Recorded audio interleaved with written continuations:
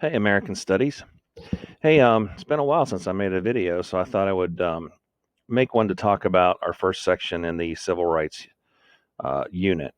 And you'll be able to use this video when you're practicing for one of the new standards assessments we'll be taking here in a week or two, or sometime after we get back, I don't know, on the civil rights movement. So this section talks about the struggles of segregation and the struggles of African Americans in America from the time just after the end of the Civil War and during Reconstruction up through the 50s and 60s when they finally started to struggle to get civil rights that they had lost in the late 1890s. So this section starts with kind of setting the stage for what segregation is, which is the legal separation of the races. And this happened in 1896 when the Supreme Court found in the court case Plessy versus Ferguson that municipalities, states can make laws that keep the races separate uh, as long as they are quote unquote equal. Well, there was never any equality in separation of the races. In fact, it in almost every case, the African American facilities or whatever were provided were always subpar to the white facilities. So this was an interpretation of the 14th Amendment, which was one of the Civil War amendments. The 13th, 14th, and 15th were passed after the Civil War to help bring freed slaves kind of into the fold as citizens, grant them voting rights, and to give them equal protection under the law, which is what the 14th Amendment is saying. Now, ironically, the 14th Amendment is going to be interpreted vastly differently throughout history. In fact, it's probably one of the more dynamic amendments in our Constitution, in our Bill of Rights, because actually it's an amendment to the Bill of Rights, because it's been interpreted so differently throughout American history. All right, so Plessy versus Ferguson set up. She has a typo there for Ferguson. Maggie, I'm using your paper without your permission, but since I asked you before, I thought you'd be okay with it. This set up a legal system of segregation all throughout the South. These laws were known as Jim Crow or Jim Crow laws. So any law that was designed to keep the races separate would be considered Jim Crow. So this was the law of the land from the 1890s through the 1950s when finally some of these laws were being struck down by the Supreme Court. So because of all of this segregation, many African Americans migrated north to northern cities where they thought they could escape discrimination, where they were still discriminated against in the north, but not legally. Anyway, this was one of the time periods in American history where African Americans moved to major cities throughout the north, like Detroit, Kansas City, Philadelphia, Baltimore, even cities like Cleveland and Columbus. I mean, there was very little African American population in the north until this time period. So World War II comes along and gives African Americans opportunities that they never had, both working in industry, serving in the military, first in segregated units, but then right after World War II, units were integrated because of the success that African Americans had in the war. So when they came home, they were not satisfied to go back to a segregated society. And many of the early leaders in the civil rights movement participated in World War II. Many were veterans. One of the first groups that had good success at defeating segregation was the NAACP. That's the National Association for the Advancement of Colored People. This organization was mainly a group of lawyers who took these segregation laws to court to try to overturn them and to declare them unconstitutional.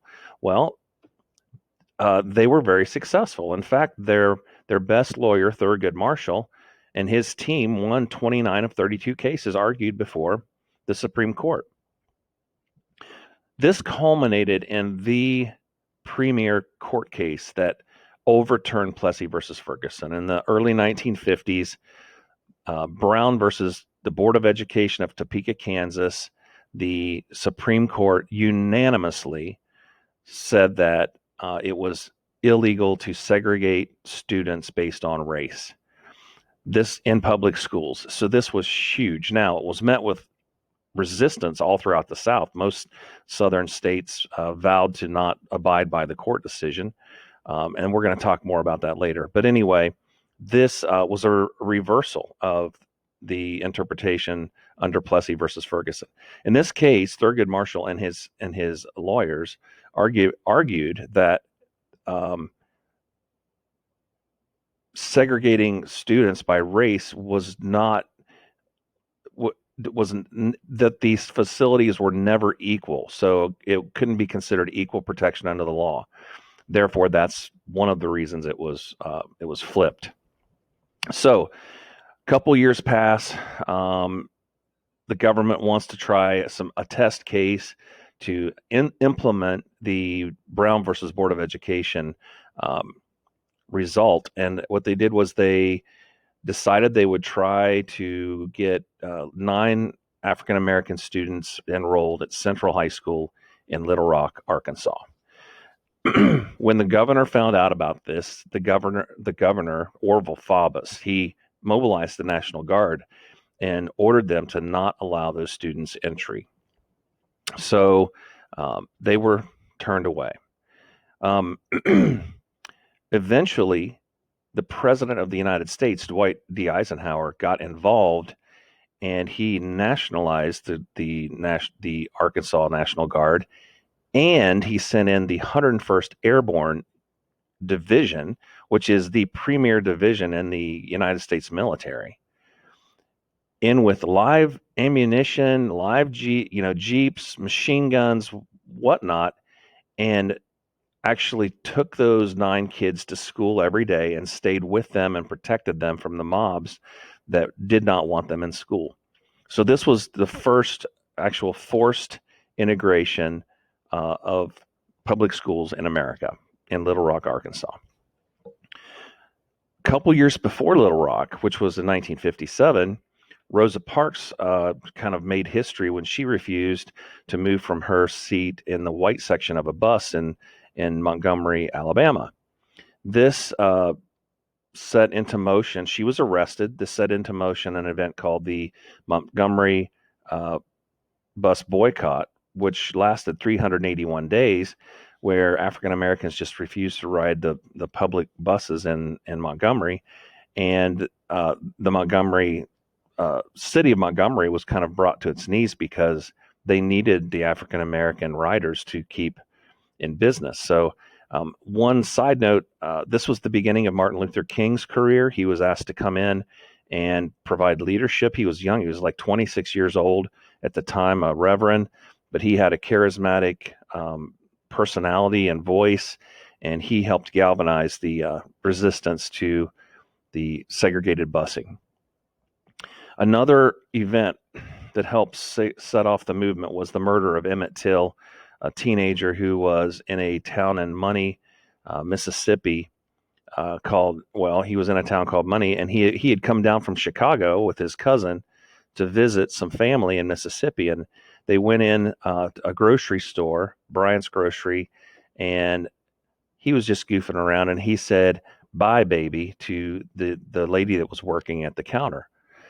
The next night, her husband and her brother-in-law actually came to Emmett's grandfather's house, took him by gunpoint out, and brutally murdered him, threw his body in the Tallahatchie River.